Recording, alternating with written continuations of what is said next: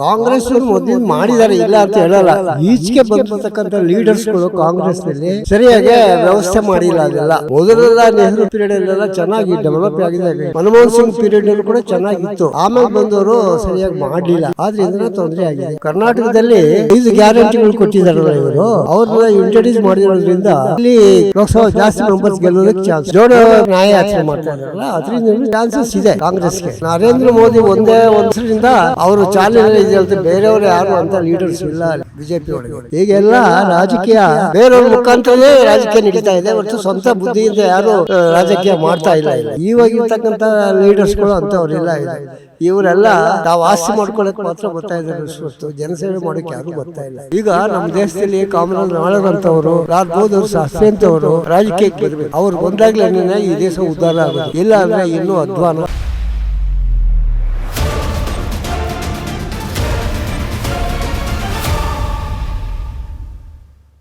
ನಮಸ್ತೆ ಸರ್. ನಮಸ್ತೆ. ಈಗೇನು ಲೋಕಸಭಾ ಎಲೆಕ್ಷನ್ ಬರ್ತಾ ಇದೆ, ಯಾರು ಪ್ರಧಾನಿ ಆದರೆ ಉತ್ತಮ ಅಂತ ಅನಿಸುತ್ತೆ? ನನಗೆ ಈಗಿನ ಪ್ರಧಾನಿಯಲ್ಲಿ ಡಿಕ್ಟೇಟರ್ಶಿಪ್ ಆಗೋಗ್ಬಿಟ್ಟಿದೆ. ಇವ್ರು ಹೇಳ್ದೆ ಮಾಡ್ತಾ ಇದ್ದಾರೆ. ಬೇರೆಯವ್ರ ಪ್ರಧಾನಿ ಆಗಿದ್ರೆ ಜಾತ್ಯತೀತ ಆಗ್ಬೋದು.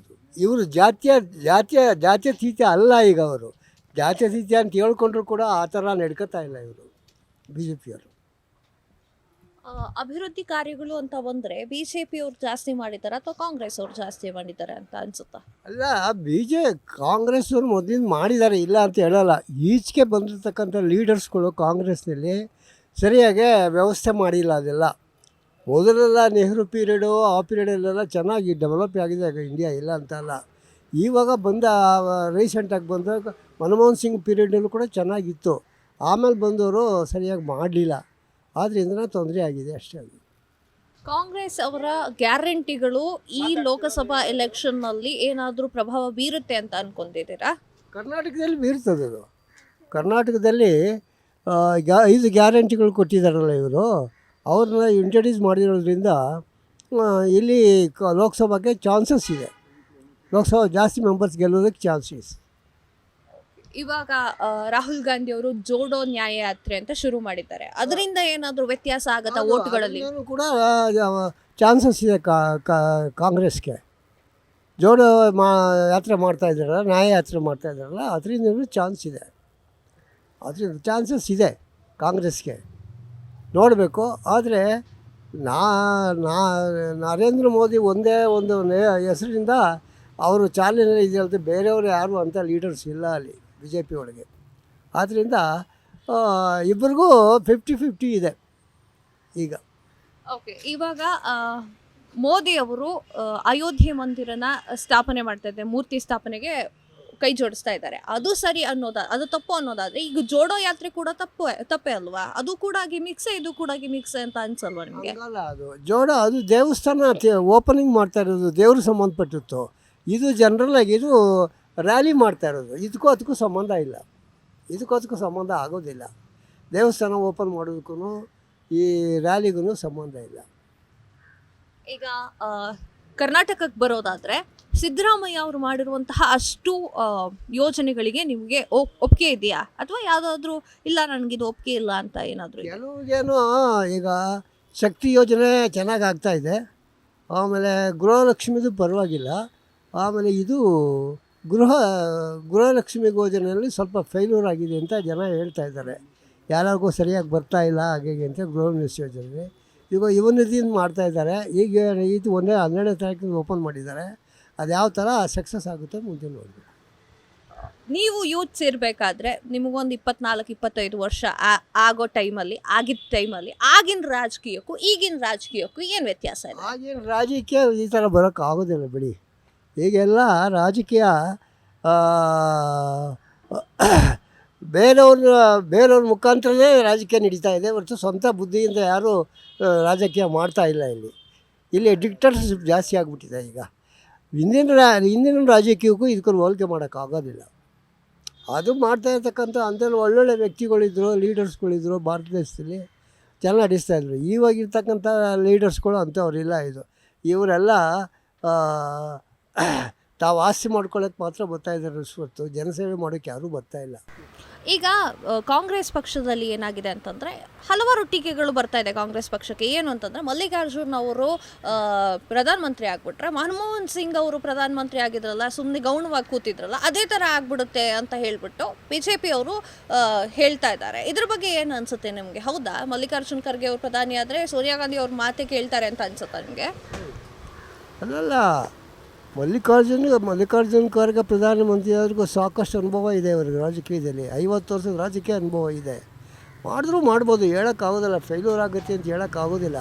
ಅವ್ರಿಗೂ ಎಜುಕೇಟೆಡೇ, ಅವರು ಮಾಡಿದ್ರೂ ಚಾನ್ಸಸ್ ಇದೆ ಕಾಂಗ್ರೆಸ್ನಲ್ಲಿ. ಆದರೆ ಈಗ ಮೋದಿದು ಸ್ವಲ್ಪ ಚೆನ್ನಾಗಿ ನಡೀತಾ ಇದೆ ಇವಾಗ. ಅದು ಪರ್ಟಿಕ್ಯುಲರ್ಲಿ BJPಯಲ್ಲಿ ಮೋದಿಯವರೊಬ್ಬರದು ಮಾತ್ರ, ಬೇರೆ ಯಾರೂ ನಾವು ನಂಬಲ್ಲ. ಮೋದಿಯವರೊಬ್ಬರು ನಂಬೋದಷ್ಟೇ ಹೊರತು ಬೇರೆ ಯಾರೂ ನಾವು ನಂಬೋಕ್ಕಾಗಲ್ಲ BJP ಲೀಡರ್ಸ್ನ. ಓಕೆ ಸರ್, ಇವಾಗ ಯಾರೇ ಪ್ರಧಾನಿ ಆದರೂ ಕೂಡ ಒಂದು ಎಕ್ಸ್ಪೆಕ್ಟೇಷನ್ ಇರುತ್ತೆ.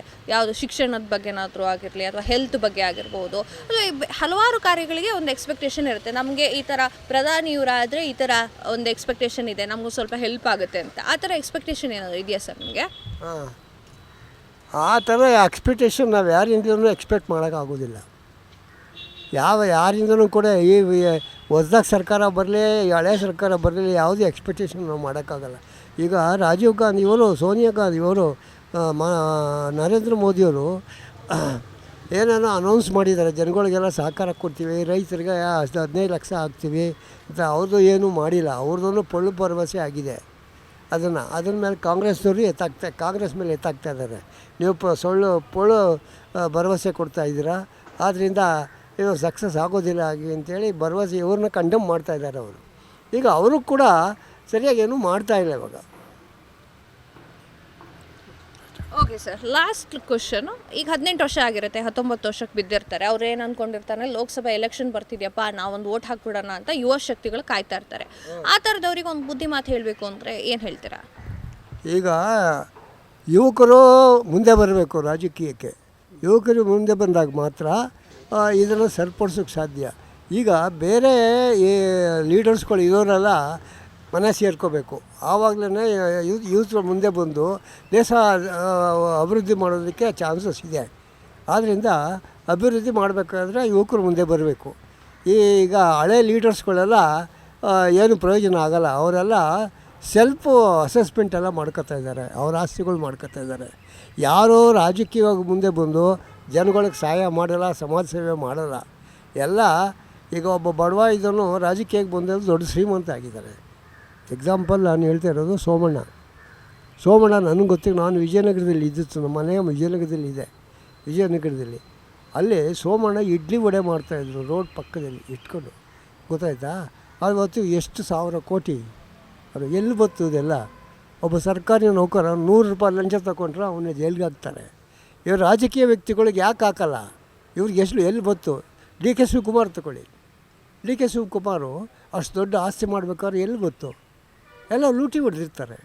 ಈಗ ರಾಜಕೀಯ ವ್ಯಕ್ತಿಗಳಿಂದನೇ ಲೂಟಿ ಎಲ್ಲ ಆಗ್ತಾ ಇರೋದು. ಆದ್ದರಿಂದ ಅದು ತಪ್ಪಬೇಕದು. ಆ ತಪ್ಪಕ್ಕೂ ಒಳ್ಳೆ ರಾಜಕೀಯ ಬರಬೇಕು. ಈಗ ನಮ್ಮ ದೇಶದಲ್ಲಿ ಕಾಮರಾಜ್ ನಾಳರಂಥವರು, ಲಾಲ್ ಬಹದ್ದೂರ್ ಶಾಸ್ತ್ರಿ ಅಂಥವರು ರಾಜಕೀಯಕ್ಕೆ ಬರಬೇಕು. ಅವ್ರು ಬಂದಾಗಲೇ ಈ ದೇಶ ಉದ್ಧಾರ ಆಗೋದು. ಇಲ್ಲ ಅಂದರೆ ಇನ್ನೂ ಅಧ್ವಾನ. ನಮಸ್ತೆ ಸರ್. ನಮಸ್ತೆ ಮ್ಯಾಮ್. ಈಗೇನು ಲೋಕಸಭಾ ಚುನಾವಣೆ ಬರ್ತಾ ಇದೆ, ಯಾರು ಪ್ರಧಾನಿ ಆಗಬೇಕು? ನಮಗೆ ಮೋದಿಜಿನೇ ಮತ್ತೊಮ್ಮೆ ಮೂರನೇ ಬಾರಿ ಪ್ರಧಾನಿ ಆಗಬೇಕು ಅಂತ ಆಸೆ ಐತೆ ಮೇಡಮ್. ಯಾಕೆ ಸರ್ ಮೋದಿ ಅವರು? ಮೋದಿ ಯೂತ್ ಐಕಾನ್, ಒಂಥರ ನಮಗೆ ಮೋದಿಜಿನೇ ಆಗಬೇಕು ಅಂತ ಒಂದು ಇದಿದೆ, ಆಸೆ ಇದೆ ಮೇಡಮ್. ರಾಹುಲ್ ಗಾಂಧಿ ಆಗಿರ್ಬೋದು, ಖರ್ಗೆ ಅವರು ಆಗಿರ್ಬೋದು, ಯಾಕೆ ಪ್ರಧಾನಿ ಆಗಬಾರ್ದು?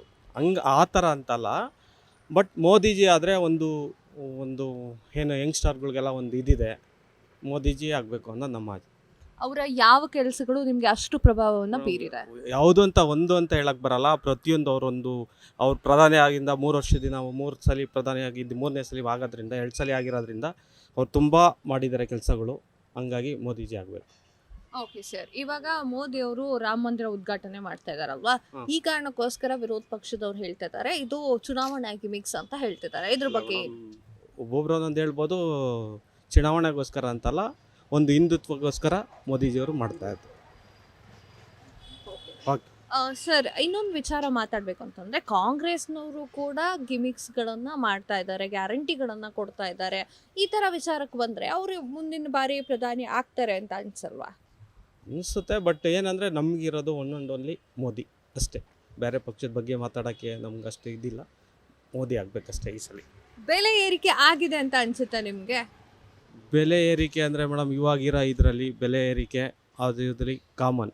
ಅದು ಬೆಲೆ ಏರಿಕೆ ಆಗಿದೆ, ಅದನ್ನು ನಾವೇನು ಆಗಿಲ್ಲ ಅಂತ ಹೇಳೋಕ್ಕಾಗಲ್ಲ. ಬಟ್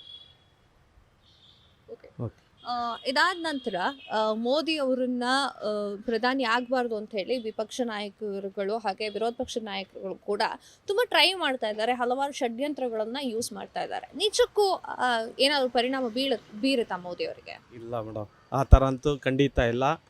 ಎಲ್ಲ ಯೂತ್ಗಳು ಹೇಳ್ತಾ ಇರೋದು ಮೋದಿ ಅಂತ. ಮೋದಿ ಅಲೆ ಇದೆ, ಮೋದಿ ಅಷ್ಟೇ. ಓಕೆ.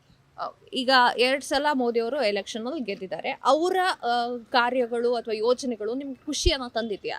ಖಂಡಿತವಾಗೂ ಖುಷಿ ತಂದಿದೆ. ಖಂಡಿತವಾಗೂ ಯಾವ್ದಾವ್ದು ಸರ್? ಸುಮಾರಿದೆ ಮೇಡಮ್, ಅದು ಹೇಳೋಕ್ಕೆ ಪಟ್ಟಿ ಮಾಡೋಕ್ಕೆ ಆಗಲ್ಲ. ಸುಮಾರಿದೆ ಅವ್ರು ಮಾಡಿರೋ ಎಲ್ಲ ಕೆಲಸಗಳು. ಹಾಗಾಗಿ ಈಗ ಕರ್ನಾಟಕಕ್ಕೆ ಬಂದರೆ ಸಿದ್ದರಾಮಯ್ಯ ಅವರು ಮಾಡಿರುವಂತಹ ಅಷ್ಟು ಯೋಜನೆಗಳು ಅಥವಾ ಅಷ್ಟು ಭಾಗ್ಯಗಳ ಮೇಲೆ ನಿಮಗೆ ಪ್ರೀತಿ ಅಂತ ಇದೆಯಾ? ಅಂದರೆ ಲೈಕ್ ಓಕೆ ನನಗೆ ಈ ಯೋಜನೆಗಳು ಒಪ್ಪಿಗೆ ಆಗಿದೆ ಅನ್ನುವಂಥದ್ದು. ಓಕೆ ಆಗಿದೆ ಅಂತ ಹೇಳಕ್ಕೆ ಬರಲ್ಲ. ಯಾಕೆ ಗೊತ್ತಾ, ಇವಾಗ ಫ್ರೀ ಎಲ್ಲ ಫ್ರೀ ಅಂತ ಕೊಟ್ಟರೆ ನಮ್ಮದು ಇದು ಎಲ್ಲಿ ಬರುತ್ತೆ ಮೇಡಮ್? ಒಂದು ವ್ಯಾಲ್ಯೂ ಇರಲ್ಲ. ಎಲ್ಲ ಫ್ರೀ ಅಂದರೆ ಅದು ಅಷ್ಟು ಇದಲ್ಲ ಅನಿಸುತ್ತೆ. ಕೆಲವೊಂದು ಸಲ ಮೋದಿ ಅವರು ಮೌನವನ್ನು ತಾಳ್ತಾರೆ, ಪ್ರತಿ ಉತ್ತರವನ್ನು ಕೊಡೋದಿಲ್ಲ ಅನ್ನುವಂತಹ ಟೀಕೆಗಳು ಕೂಡ ಬರ್ತಾ ಇದೆ. ಇದ್ರ ಬಗ್ಗೆ ನಿಮ್ಮ ಅನಿಸಿಕೆ? ಮೇಡಮ್, ಎಲ್ಲದಕ್ಕೂ ಎಲ್ಲದೂ ಉತ್ತರ ಕೊಡೋದು ಮೌನವಾಗಿರ್ತಾರೆ. ಅಂದರೆ ಕೆಲವೊಮ್ಮೆ ಮೌನವೇ ಉತ್ತರ ಆಗಿರುತ್ತೆ. Okay sir. ಈಗ ಯಾರೇ ಪ್ರಧಾನಿ ಆದರೂ ಒಂದು ಎಕ್ಸ್ಪೆಕ್ಟೇಷನ್ ಅಂತ ಇರುತ್ತಲ್ಲ, ಇವಾಗ ಯೂತ್ಸಿಗೆ ಈ ಥರ ಮಾಡಬೇಕು ಅಥವಾ ಶಿಕ್ಷಣಕ್ಕೆ ಈ ಥರ ಮಾಡಬೇಕು, ಹಾಸ್ಪಿಟ್ಲ್ ಬಗ್ಗೆ ಈ ಥರ ಮಾಡಬೇಕು ಅನ್ನುವಂಥದ್ದು ಥಿಂಕಿಂಗ್ ಇರುತ್ತೆ. ಯಾರಾದರೂ ಮೋದಿ ಅವರಂತಲ್ಲ, ರಾಹುಲ್ ಗಾಂಧಿ ಅವರಾಗಿರ್ಬೋದು, ಖರ್ಗೆ ಅವರಾಗಿರ್ಬೋದು, ಯಾರು ಪ್ರಧಾನಿ ಆದರೂ ನಮಗೊಂದು ಇದು ಎಕ್ಸ್ಪೆಕ್ಟೇಷನ್ ಇದೆ ಪ್ರಧಾನಿಯವರಿಂದ ಅನ್ನುವಂಥದ್ದು ಯಾವುದಾದ್ರು? ಹೌದು ಮೇಡಮ್, ಒಳ್ಳೆ ಎಲ್ಲ ಜನಗಳಿಗೂ ಫ್ರೀ ಎಜುಕೇಷನ್ ಸಿಗಬೇಕು, ಫ್ರೀ ಹೆಲ್ತ್ ಸಿಗಬೇಕು. ಅದು ಮೇಯ್ನು. ಇವಾಗೆಲ್ಲ ಅದನ್ನೇ ಎಜುಕೇಷನ್ನೇ ಒಂದು ಇದಾಗಿದೆ. ಹಾಸ್ಪಿಟ್ಲುಗಳು ಅಷ್ಟೇ, ಎಲ್ಲನೂ ಫ್ರೀ ಆಗಿದ್ದರೆ ತುಂಬ ಒಳ್ಳೆಯದು. ಏನೇನು ಇದೆಲ್ಲ ಕರ್ನಾಟಕದಲ್ಲಿ ಫ್ರೀ ಇದೆಲ್ಲ ಕೊಟ್ಟಿದ್ದಾರಲ್ಲ, ಅದು ಹೆಲ್ತು ಎಜುಕೇಷನ್ ಇದ್ದರೆ ತುಂಬ ಒಳ್ಳೆಯದು. Okay sir, last question. ಈಗ 18 ವರ್ಷ ಆಗಿರುತ್ತೆ, 19ನೇ ವರ್ಷ ಕಾಲಿಟ್ಟಿರ್ತಾರೆ, ಈಗ ಜಸ್ಟ್ ವೋಟಿಂಗ್ ಪವರ್ ತೊಗೊಂಡಿರ್ತಾರೆ. ಇನ್ನೇನು ಲೋಕಸಭಾ ಎಲೆಕ್ಷನ್ ಅಪ್ಪ ನಾವೊಂದು ವೋಟ್ ಹಾಕ್ಬಿಡೋಣ ಅನ್ನುವಂಥ ಹುರುಪಲ್ಲಿ ಮಕ್ಕಳು ಇರ್ತಾರೆ. ಅವ್ರಿಗೆ ಏನು ಹೇಳೋಕ್ಕೆ ಇಷ್ಟಪಡ್ತೀರಾ? ಮೇಡಮ್, ಅವ್ರ ಮೈಂಡಲ್ಲೆಲ್ಲ ಇರೋದೊಂದೇ ಒನ್ ಆ್ಯಂಡ್ ಓನ್ಲಿ ಮೋದಿ.